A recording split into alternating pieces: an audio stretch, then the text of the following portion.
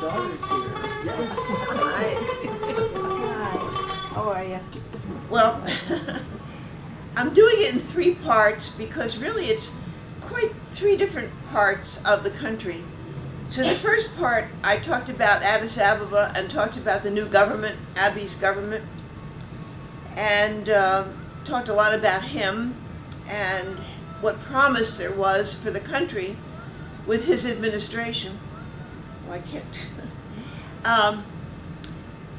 Apparently it's not quite as peaceful as it was when I first talked about it, because now some tribal warfare is breaking out among his tribe. I mentioned that he freed about 5,000 political prisoners that have been held in Ethiopia. And then many exiled people came back because of the new policies. But I guess some of them were from the Oromo Liberation Front, which is his tribe. And it's causing some problems. I don't know the details, I just looked up the news and that's apparently what's happening. But that's not what we're going to talk about today. We're going to talk about the southern part of Ethiopia, which is tribal, which is very different from what's going on in Addis Ababa. If you remember, in Addis, there were a lot of churches, and we went to a mass on Sunday, and women were covered, and there was a lot of chanting, and it went on for hours, and there were hundreds of people around the church. And we saw Haile Selassie's tomb, and I talked about Haile Selassie. But now, the tribes in the Oromo Valley are, in the Omo Valley, really not very religious. Well, they have an animism, their own form of religion. And it's almost a different country than what you see in Addis. So I'm talking about, I think, 5 or 6 tribes, specifically, that our guides took us to. We spent about a week in Omo Valley, and it's very primitive there, especially the highways. So the ones that are good were built by the Chinese. The Chinese have a big influence down there. And the rest of them are pretty bad roads and paths and everything else. So actually my daughter, Kamala, saw a lot more than I did because she could go down some of the paths in the villages that I couldn't. It was full of rocks and water and hard to navigate. But anyway, let's talk about these very different tribes, and I'll take questions afterwards, I think would be better.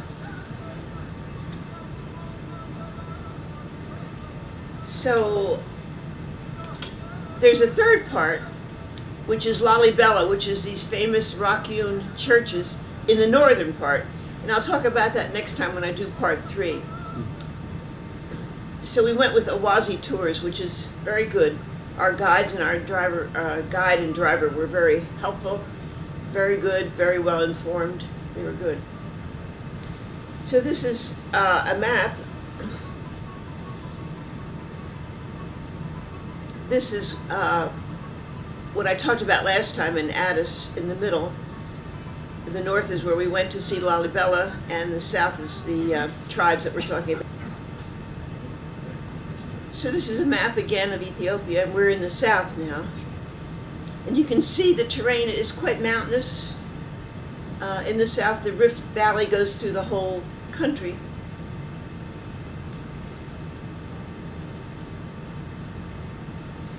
The stars are where we went. So it doesn't mean much to you. These are all different tribes. We covered a lot of territory. And we started with the first star on top, which means we flew from Addis Ababa to Arba Minch, which is sort of the capital of the Omo Valley tribes.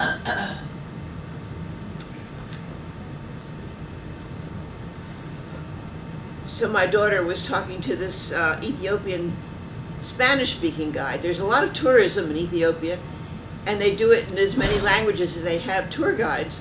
This guy was a Spanish tour guide because he spent time in Cuba.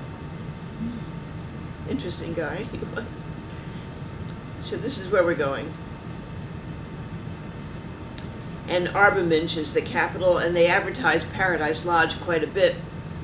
It wasn't exactly paradise, at least the room we had was not that good, but it's a beautiful lodge in a beautiful place anyway.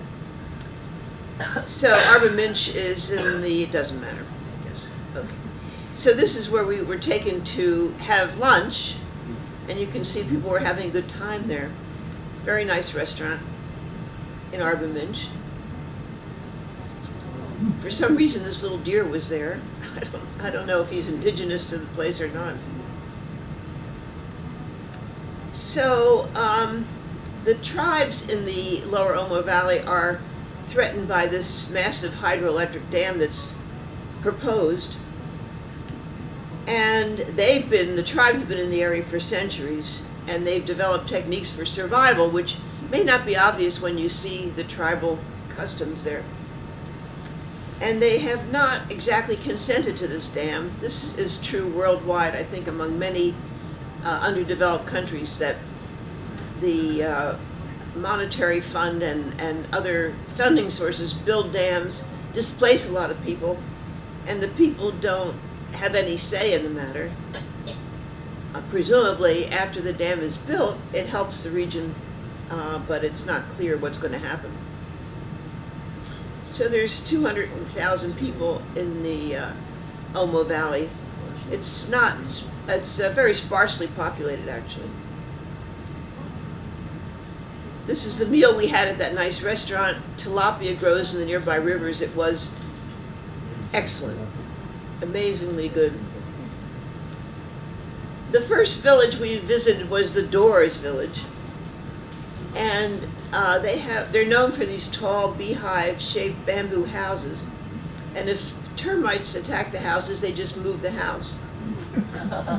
But what it's made out of is interesting. Banana leaves are big and strong, but there's a plant in parts of Ethiopia that are fake banana leaves. Not related to fake news, but fake banana leaves. That is, no bananas grow on these trees, but the leaves are like banana leaves, but they're stronger. So these houses are built out of banana leaves and bamboo. For some reason, it was the only place where we saw bamboo growing. I have no idea why, because it seemed like a very fertile region for bamboo. But that's what they build these houses, which are unique to the Doors people. There's a bamboo instrument. You can see the false banana leaves here. And a woman making things. Cotton grows in this village, and so they make things out of cotton. You can see the weaving of the banana leaves and the bamboo. So what happens here is this woman seems to sit at this sort of like a loom, but not quite, all day long. And what she's doing is she has one banana leaf on her, say, loom, and she's going up and down with it with a sharp instrument, like weaving, to extract the pulp. And out of that pulp, which is fermented, is made into flatbreads, which are the most important food that they have in this village. And we'll eat it later. It's served with honey, homemade honey. It's rather tasteless, but it is substantive. That's what they eat, and it's pretty healthy, I guess. There it is. There's a lot of steps until this flatbread gets made, and you can see the pulp, the fermented pulp in the middle with honey. And also a drink is made from it too. You know, it's easy to sort of smirk at this, but a lot of our pharmaceuticals come from these primitive tribes because they've used them over the years and they seem to work. Here's pottery that they make, and I'm not sure where they get this clay. And jewelry. This is a small hotel they have on the premises, again made of the bamboo and the fake banana leaves.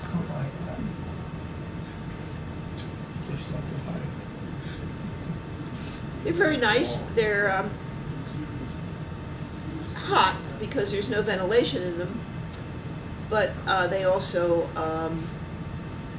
they don't store the heat. It's pretty good as far as ecology is concerned. His clothes are all handmade from the cotton, and the cougar is a local catch. We didn't see any wild animals, so I have to take his word for it. The number of sticks on the roof tell how many people live there. This is the inside. I think the chairs are for the tourist benefit. I don't think they have chairs, but I don't know. And this is cloth they're selling that they make themselves. Beautiful cloth. Now these are some more typical houses in the Omo Valley that are not Drew's houses. So this is the famed Paradise Lodge. As I say, our room was not very worth discussing, but the patio is very nice. It has this beautiful view. You can see the view of the mountains from here. And there's also the Omo River you can see. And his job is to stand on the patio, and when monkeys come, he hits them with a stick. Otherwise they'd be eating your breakfast and everything else. So we didn't see any. It's baboons, actually. They're a lot of fun, but not while they're eating your breakfast. A little music here is... There's the Omo River, and it is beautiful here. This is a typical cottage, maybe our cottage, I can't remember. This is one of the waitresses, or the hostess, and she was very charming. Her English was excellent.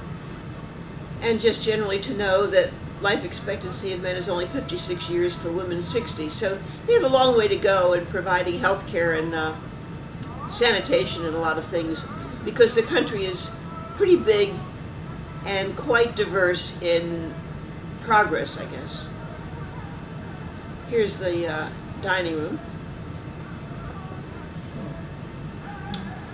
Deforestation is a major concern in Ethiopia. At the beginning of the 20th century, about 35% of Ethiopia's land was covered by trees.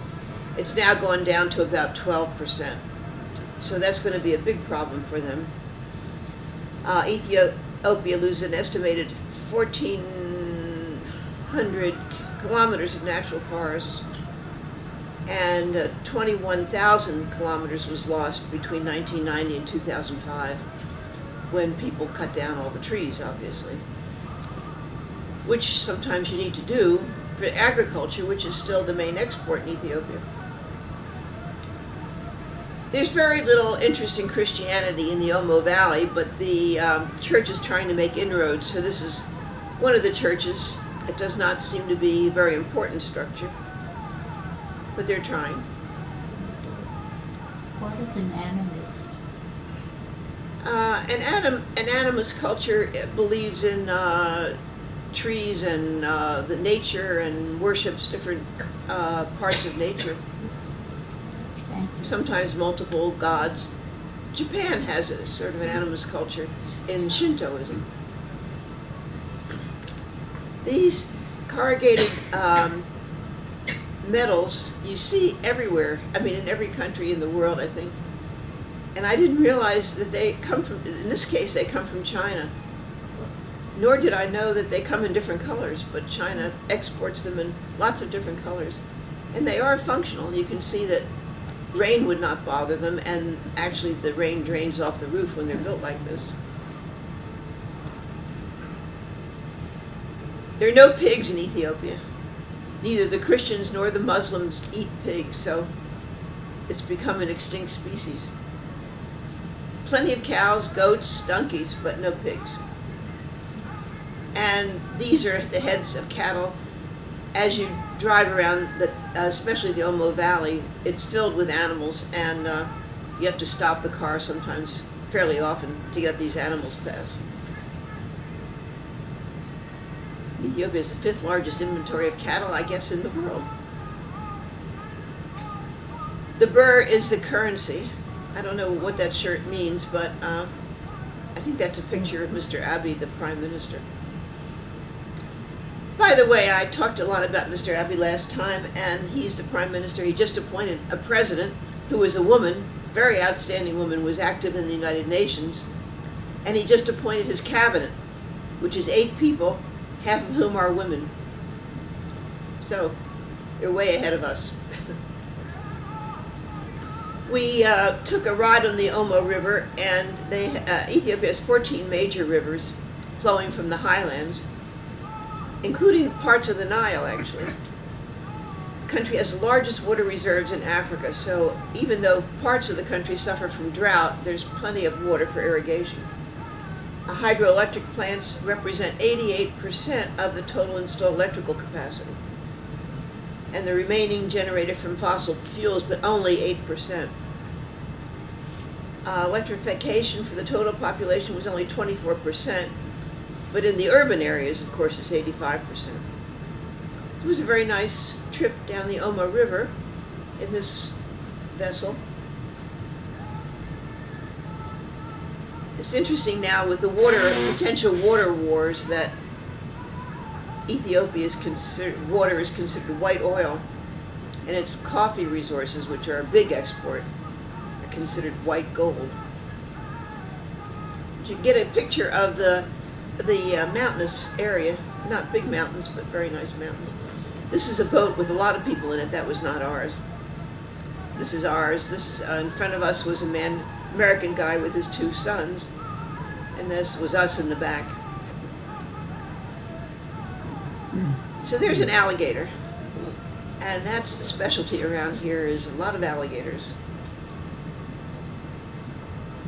They're very beautiful. I'm not sure whether they're hunted for their skins or what happens to them. They seem like very easy targets because they just lie around on the shore. I guess they eat something that tries to attack them. There they are. So usually I have a picture of the alligators with their teeth, with their mouth open. And these toothbrush birds come and pick the food out of the alligators between their teeth. So they're called toothbrush birds. And the alligators like it, so they just keep their mouths open and get their teeth brushed. See, there they are with their mouths open. Would not tempt me to go and brush their teeth, but these birds like it. That's a very big alligator.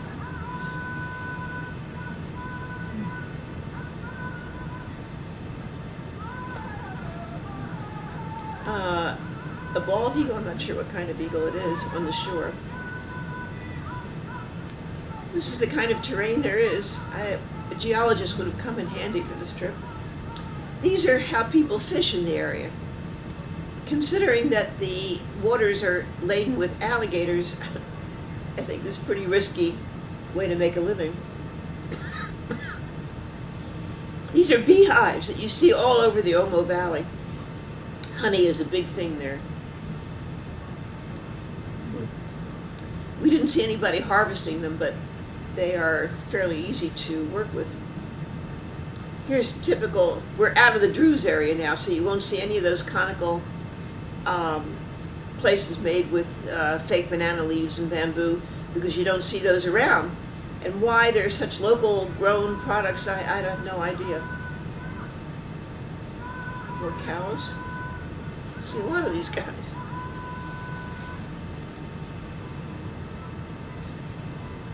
It's interesting that my daughter is a vegetarian, and so she was worried about eating there, but even though there's a lot of cattle, they eat a lot of vegetables, and their feast days, the Christian feast days, or fasting days, mean that everybody's a vegetarian on those days. No meat is served. So it was really easy for her to eat a vegetarian menu. These are typical, more typical houses. This is a mosque.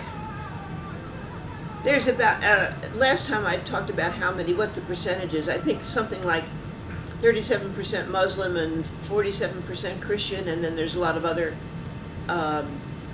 small religious groups there. But the Christians and the Muslims get along fine, celebrate each other's holidays, no problems yet. That's a typical hut.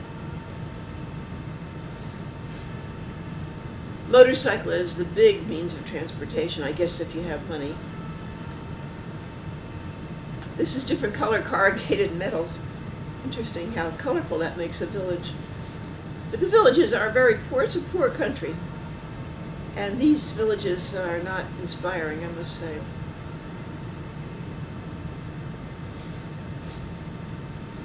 These are supposed to be decorative fences. This was sort of falling apart, but they can be very pretty.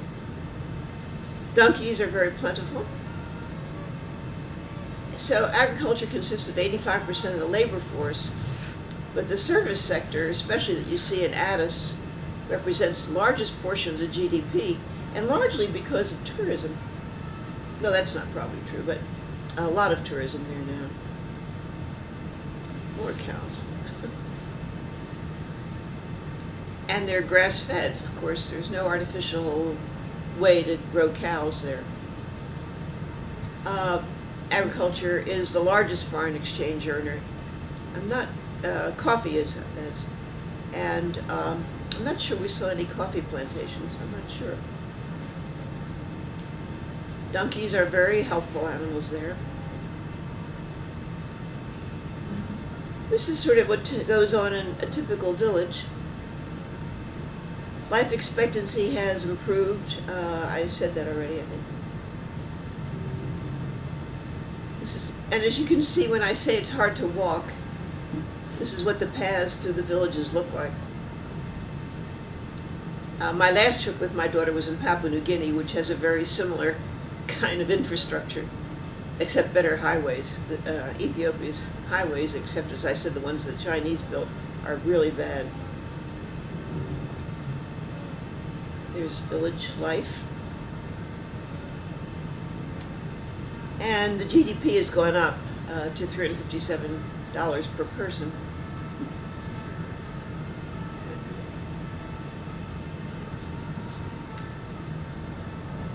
Overwhelmingly small-scale farmers account for most of the production of agriculture. So they grow coffee, legumes, oilseeds, cereals, potatoes, sugarcane, and vegetables, and cotton.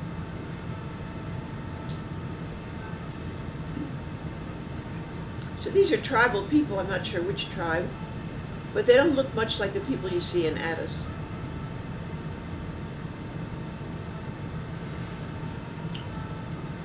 And as in many cultures, cattle are what pay for the bride price.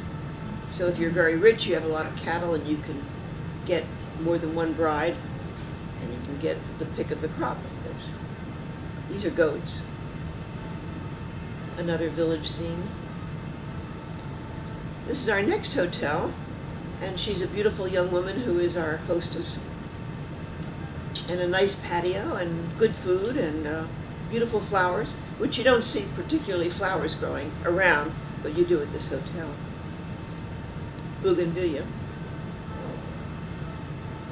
There's a Coca-Cola bottle.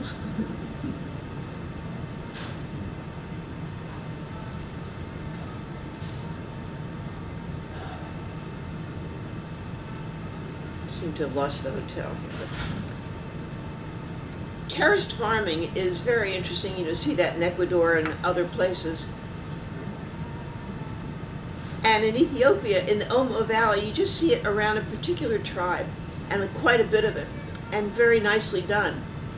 So we got to this tribe at the end, but as we passed these terraced farms, I was very impressed with the industry it must take to keep these terraces going and to plant enough crops to sell and to sustain these communities. I think it's just really one tribe that does this.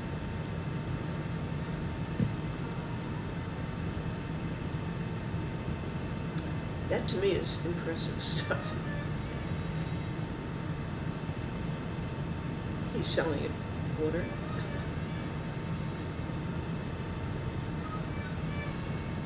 Oh, yeah, that woman before was from the Buska Lodge, I think.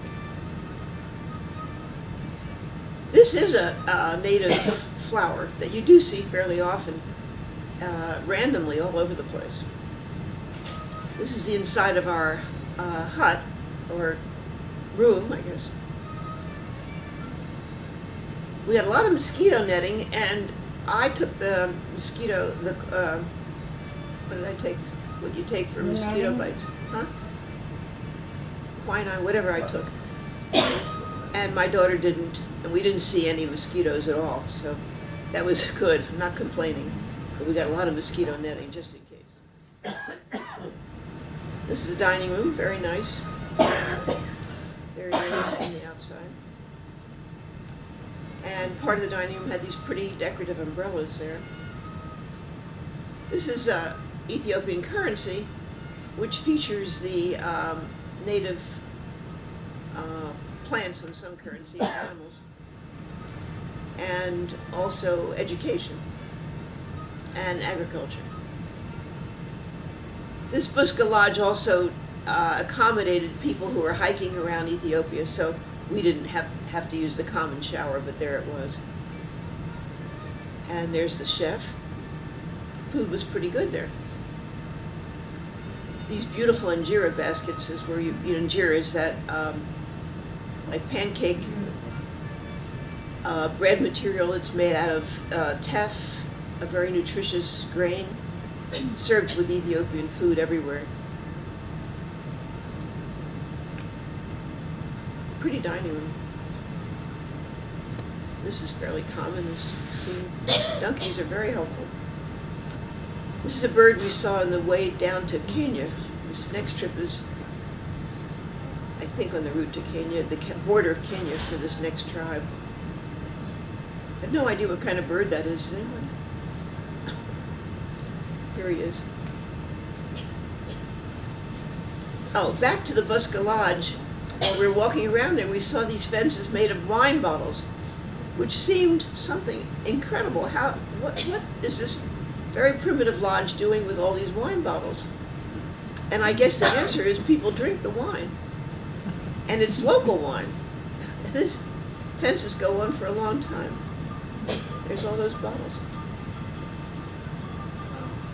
And this is the Rift Valley wine. So I guess we must have missed out on the local wines here.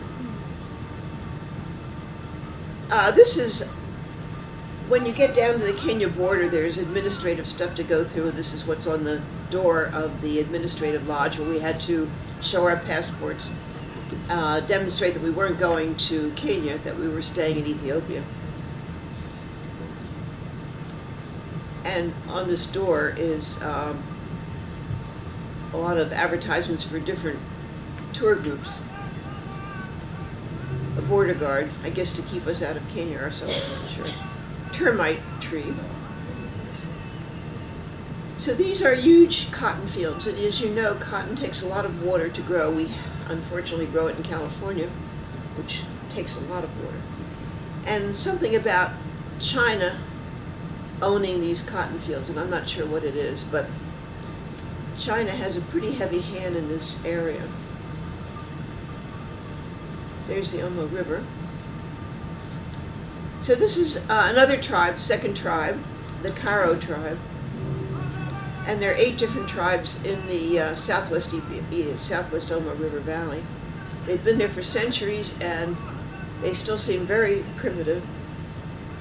And as I said, there's the possibility of a dam wiping all these tribes out. So this is the kind of huts or homes or whatever they live in, made from anything, looks like anything they could find. Clothes are not a big thing there. This is a mother in her home, a very small entrance there, and her kids, and her beads. And that's about all they wear, but they wear a lot of beads. And little boys have very elaborate hairdos. You can barely see their hair, but when they have hair. So there are about 1,600 people who live in this tribe. And here's the beads. So my beads are genuine beads from that tribe. But as you can see, there's a lot more beads to be had. These homes are really primitive, but I guess they serve the purpose of keeping out the heat and the cold and the rain. There's no, like many of these kind of huts have a hole for the smoke to escape when they build fires inside. I didn't see anything like that. There's some effort at modesty with these little sarongs the kids have, but I'm not sure how often that's used. I don't know. Maybe for our benefit. What's Here's the temperature there? Trying to remember. I think it was warm. Not excruciatingly warm, but warm. Do they produce those skirts themselves? They make the beads, yeah. See, the sarongs look like they come from Bali or someplace. I don't think they're, maybe they're made locally, I don't know.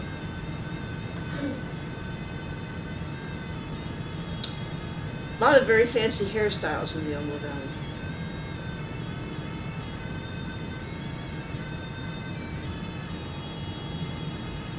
I suggested that maybe the women have trouble sorting out whose kid is who, and my daughter thought that was a stupid idea. She was sure the kids knew who their mother was.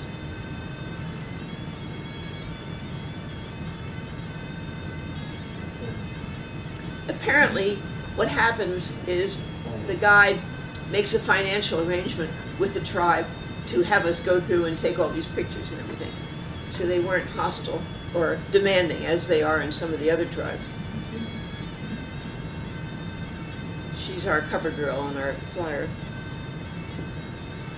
No idea how old she is. These people look tall, are they? No, I don't think they're particularly tall, and they're not fat, so they may look taller. They got colors. There's a very pretty covering back there of the tent, and I don't know how that happened. I wish my cursor worked on these, but they don't. That's all he's wearing.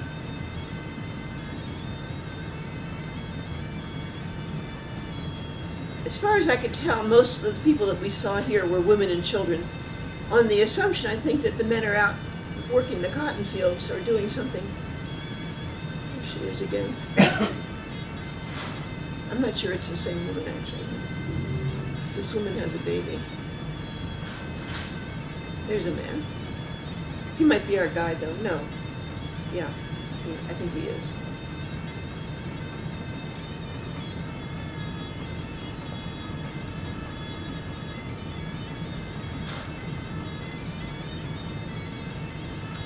You know, there's a very good exhibit at the Bowers in Santa Ana, Bowers Museum, on African photographs taken by these two Englishwomen who traveled all over Africa for many, many years, taking photographs of tribal rituals that probably no longer exist.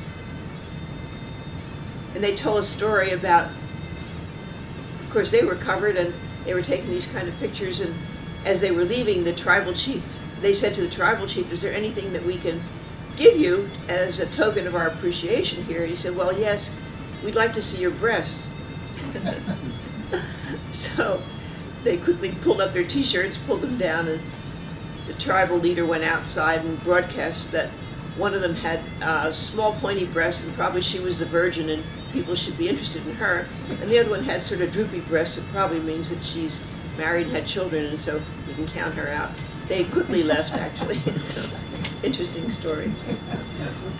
We're both going to the Bowers to see these, and they assembled it in a big book that is really quite remarkable. It was very easy for my daughter to make friends with the kids. The kids look really small, and they don't look very well nourished, those kids anyway. Fortunately, they weren't looking for handouts. That was very refreshing. Here's the entrance to a hut. And here's the inside with the mothers and the children. I don't know how many people live in a hut. This is the beginnings of a hut. This is an old man, probably 40 years old. Here she is again. I like her. So the Omo River floods, and it creates a lot of biodiversity in the region and guarantees food security, even though the rainfall is low and erratic. they depend on the flood. It's a practice, flood retreat cultivation, which you see in Egypt. So they use the rich silt left along the riverbanks to fertilize their crops, and they have very rich soil. And they grow sorghum, maize, and beans on the floodplains. But those are other tribes anyway, so.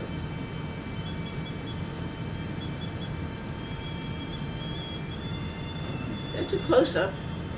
It takes a lot of resources to build something this complicated.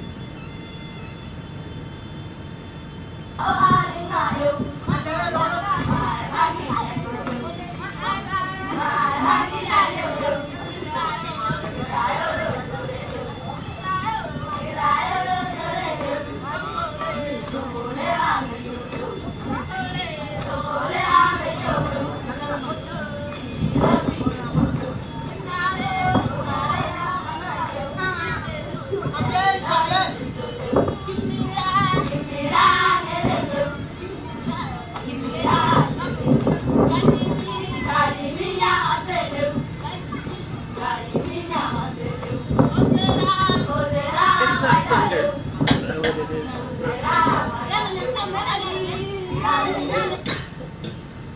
Very beautiful materials. I don't know where they came from, or whether they're homemade, but I didn't get a chance to look into it. There they are again.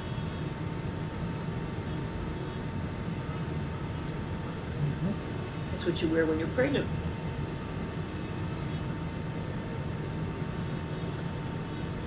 I'm always interested in textiles, as you know, so what this woman was wearing was fascinating, and I have no idea where it came from, this pattern on the left. It looks very Middle Eastern to me. I don't know. So, yeah, so these are the cotton fields not far from this tribe, and I was amazed by that. I just didn't know that they grew cotton, so there it is. Here's some more currency. A woman on the currency, I always think that's a good thing. I don't think we've progressed to that point, or have we? We have one woman on a currency, I think. This is one camel that was there, and I didn't see any other camels, and I don't know what it was doing there, and I don't know whether they're indigenous or not. You can see the fever trees. It's very typical of Africa in the background.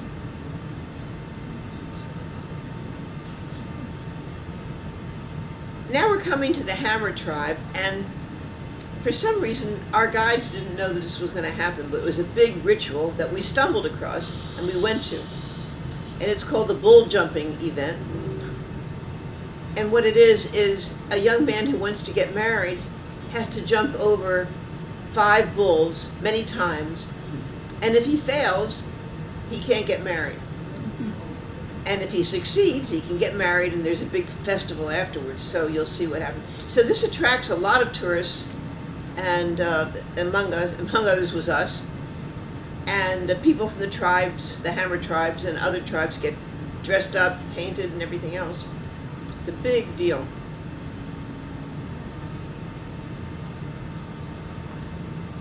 And you can see there's some Europeans in the background. The Hammer people are noted for their distinctive hairdos, not just the women, but these are the women's hairdos. Very elaborate. They're not very friendly folks, but they're nice enough, I guess. During this ceremony, it's a token of esteem if a man beats up a woman. So here's a woman with scars from being beaten up, of which she is quite proud. Big face painting going on here. Because of my age, decrepitude, I was sort of carried around in a chair because there was a lot of walking here. So this is what's going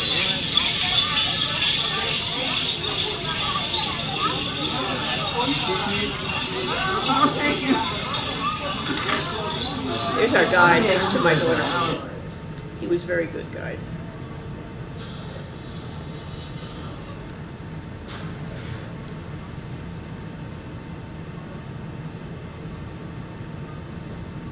The men are somewhat scarred too. I didn't get any pictures of them, I don't think. Here's a Westerner getting her face painted. Hammer woman.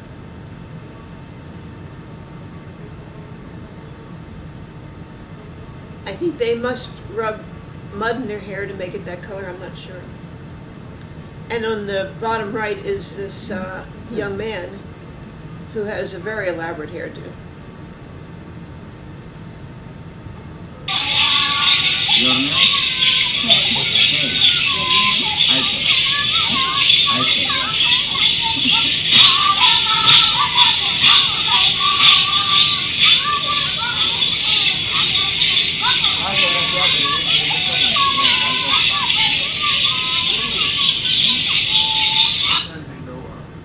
They're more modest than the other tribe.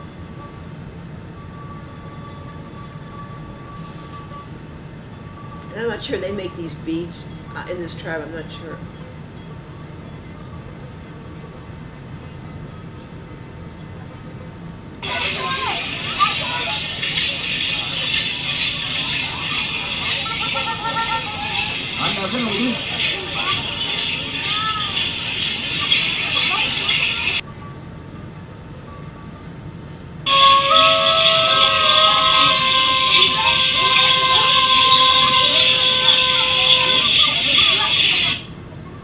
This is a big, exciting ritual here.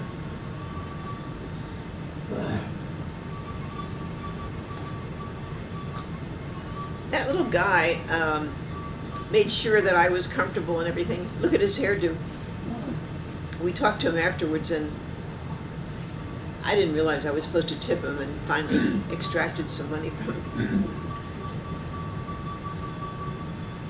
These are very elaborate costumes here. I think they're from another tribe.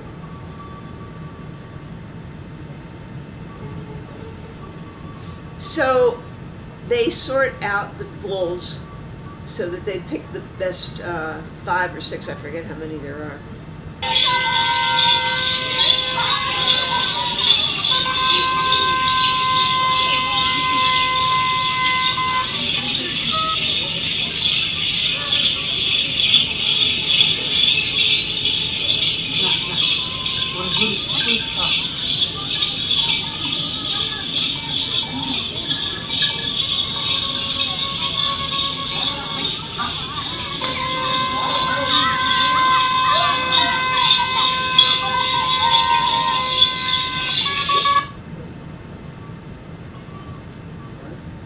That's a lot of bulls. So I'm sitting there in my chair, and all these bulls are coming at me. It worked out okay.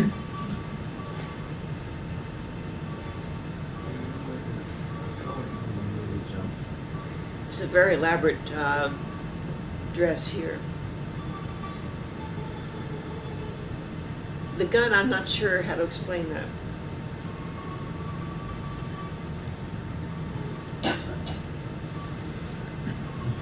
Branded ears.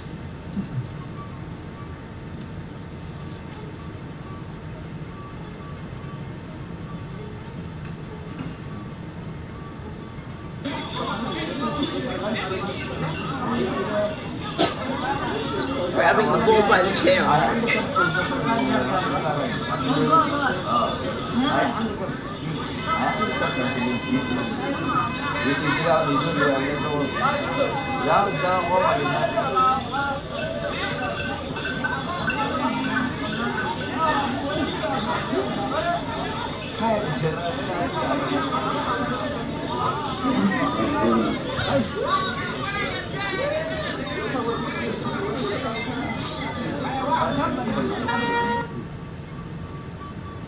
So we're getting ready, getting close now.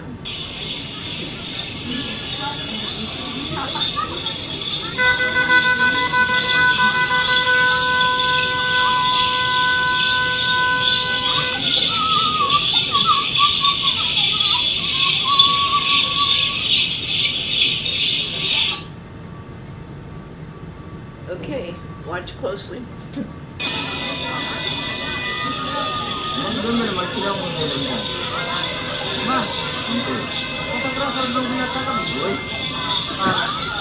Yeah, it's jangan polos dulu. Anak-anak tuh pendidikan.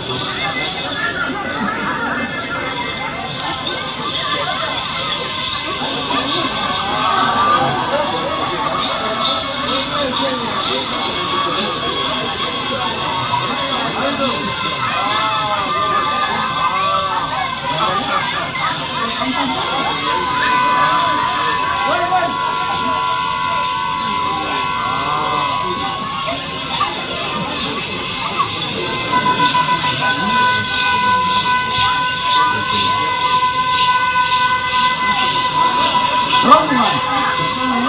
Wrong one, bener aku. Ini dipakai. Ayo ini. Jadi dulu lagi.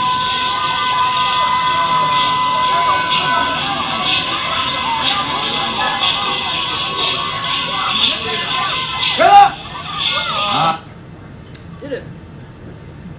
It's a very unusual ceremony. It doesn't happen every day, obviously, so we were very lucky to stumble on it. The little kid that was my minder or whatever took these pictures. He grabbed the camera out of my hand and took the pictures.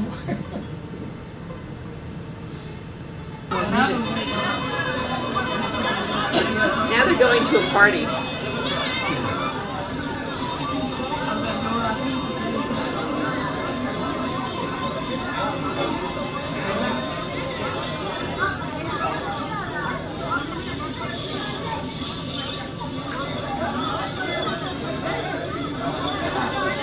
Healthy looking cattle, aren't they?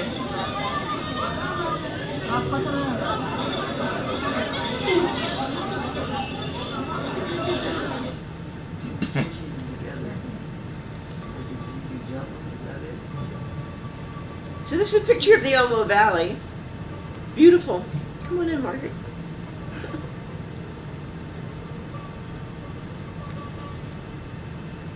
This is the wildflower. The only flowers that we really saw growing in the wild, but they are beautiful. This is our guide and our driver. Our guide. They were fine. They were really nice, very helpful. They were with us the whole time because they drove down from Addis to the Omo Valley, and they drove up from Addis to Lalibela. Do many people understand English? Oh, these people are well educated. Had no trouble with English at all. I don't think most people understand English, no. I don't think so. This is a drunk woman who came by our car and wanted something, I'm not sure what. These little poison tomatoes that I have the little block around are poisonous, and they're used for currency, I think. Here's a village. Here's a map of where we were. Too complicated to figure out which place we were, but it's where we're going. So this is the guy that helped me out at the festival, and he came back to our hotel or someplace, and we talked to him for a long time. His English was very good, and he said that he loves astronomy and science, but school costs money, and his parents didn't have any money, and so I didn't realize he was the kid that helped me, and so I gave him, I don't know, $10 or something, and he hung around and talked about his plight, so I gave him more money. And so he could go to school. Whether that's a real story or not, I don't know. And my daughter this kid's 17 years old. My daughter's son is 17 too, so she was very touched by the story. And if it's real, it's a good story, and hopefully he'll get an education, but otherwise, it would be very expensive for him to go to school. This is where we're staying. I'm not sure what's going on here. Flag lowering, I think. This is a small town with a university in it.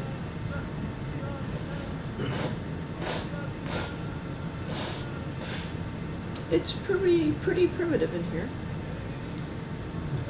We drove across this river. I didn't know we would get across to the other side, but the driver seemed pretty confident that we would, and we did. I guess it wasn't as deep as it looked. So this is our hotel, or the kitchen, I guess, in the next lodge. And this is a map of some of the tribes that we are looking at. This is a woman who showed us to our room. Her English was very good. This is our lodging.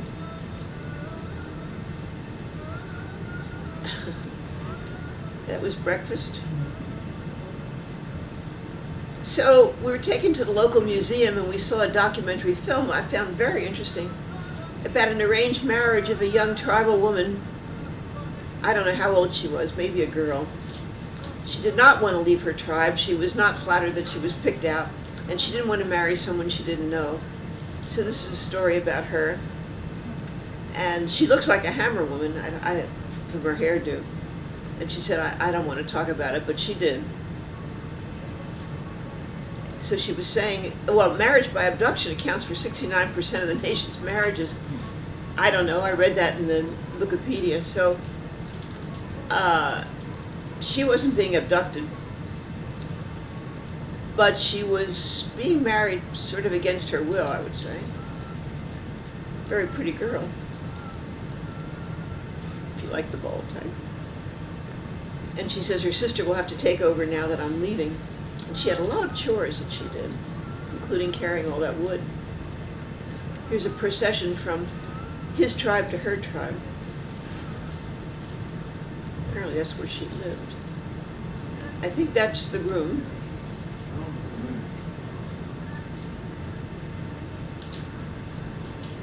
I'm not sure we are here.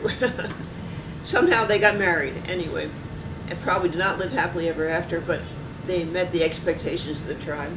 So now we're in the village, and that's a barber shop. And that's where you can get your very elaborate hairdos. There's a woman trekking through the woods.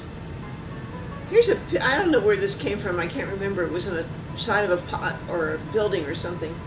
It's so typically African, I thought I'd take a picture of it. That's a little hut. Okay, here's another tribe, the Mercy. I have to say, I've been warned about them before. They are scary because they're very assertive. And they wear these lip plates. And they get dressed up very elaborately. And they charge you for any pictures that you take. So our guide said he pays a flat fee and we can take any pictures we want. So we walked in and started taking pictures, and they got very upset with us. It was rather scary because we hadn't paid yet or something. I don't know, something was the matter. But the pictures were good. It must take them hours to put these costumes together. And you can see the lip plates that they wear.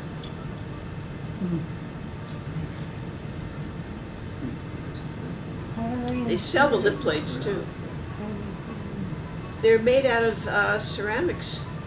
They're about 6 inches in diameter, and they grow into them, I guess. What do they eat? I think they eat without the lip plates. I don't know.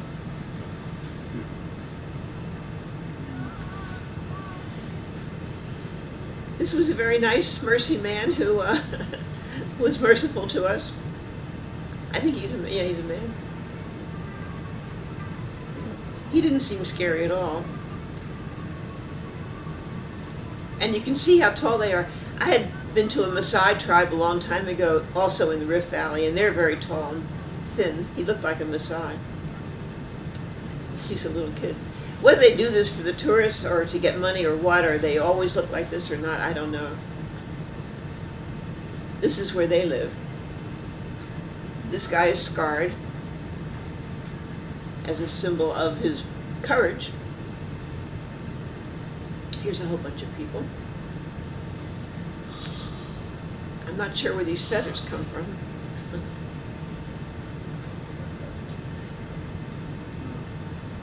I don't know what that is she's wearing, but it's quite elaborate.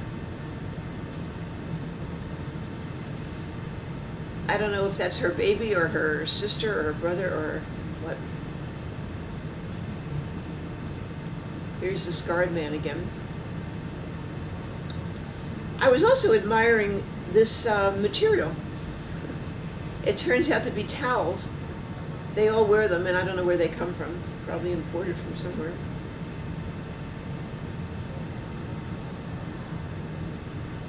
The ears also have elongated parts.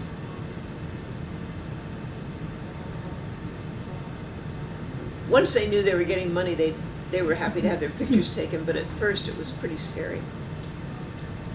So that's the Mercy.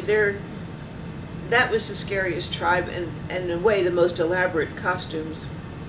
So we went to a weekly market, and the people were very interesting, what they were wearing and what they were selling.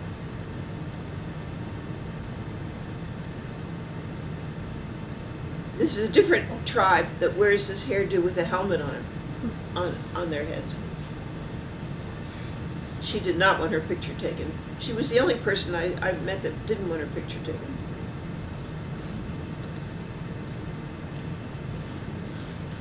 These are recycled from tires.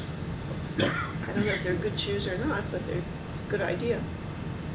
So a lot of people wearing these feathers and bells strapped to their behinds, and they were pretty and decorative and noisy.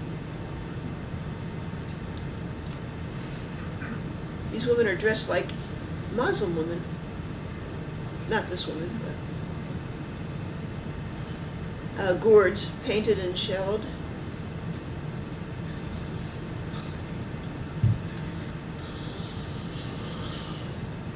So,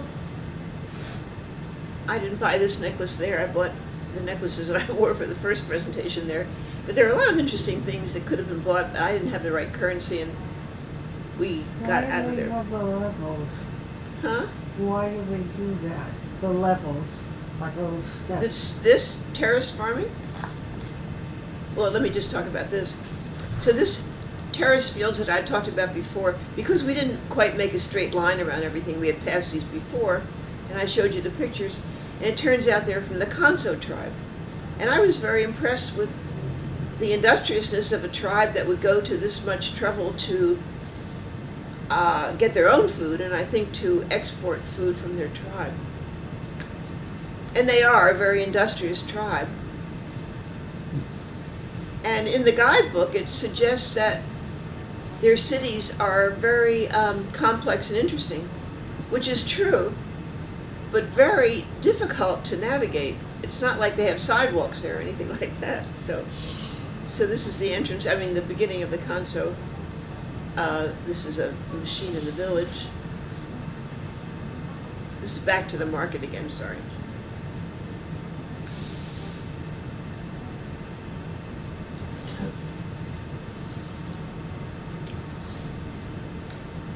You know, Haile Selassie was considered to be the Lion of Judah. And it's a long story, and presumably the Ethiopians are descendants of King Solomon, I think, or somebody. So I was surprised to see this shirt. This is Kanso Lodge, where we stayed.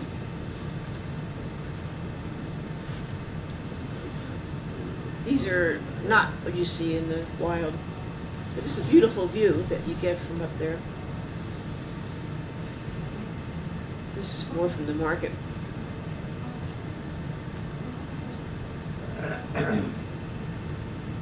This seems to be a Christian painting here. I'm not sure what it was about. Lots of roosters and chickens around.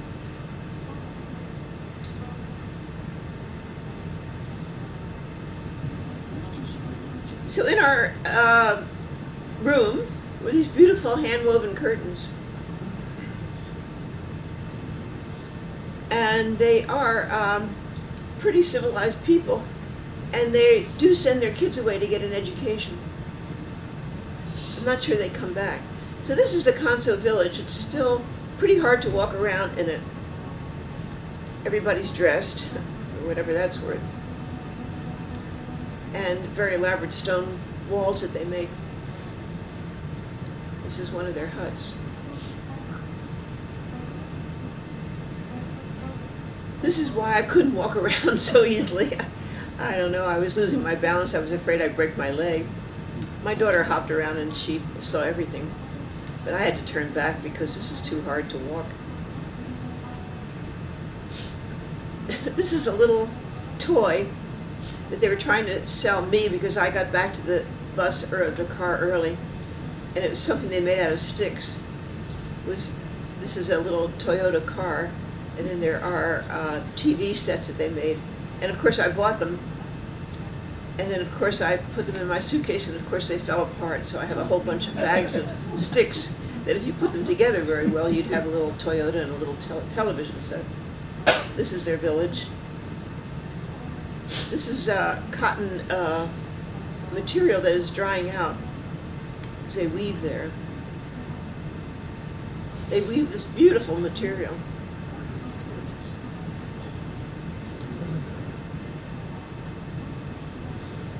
I don't think that's an antenna. I don't know what it is. Here's people selling souvenirs to me because I was waiting for my daughter to come back. There's the little television sets. It was very clever. You could rotate the stick and see a new little drawing every time. So I bought some, which if somebody wants to put them together, they're really cute. And they make sunglasses. It's a typical skirt for this area.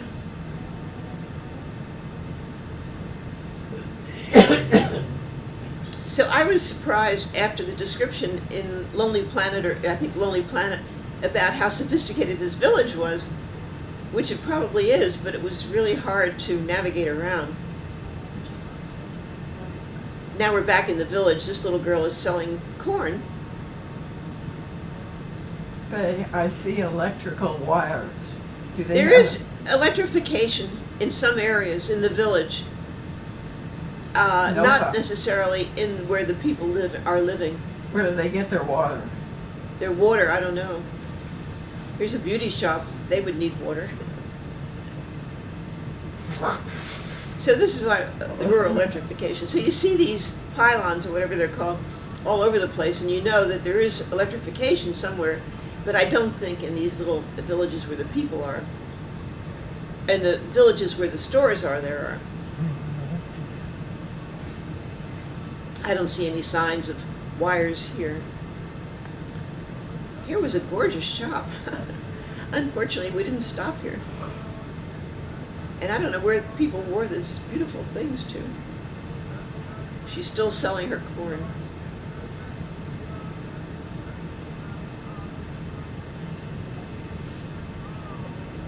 This is one reason why it's hard. This road is pretty good, except all these people are walking on it, all these cattle are walking on it, donkey carts and everything. So driving is pretty difficult around here.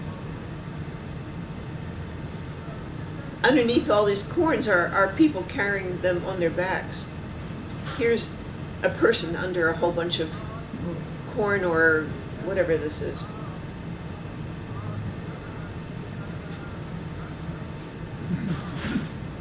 Goats are nice.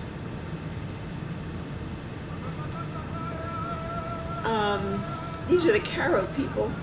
I'm not even sure where these people were.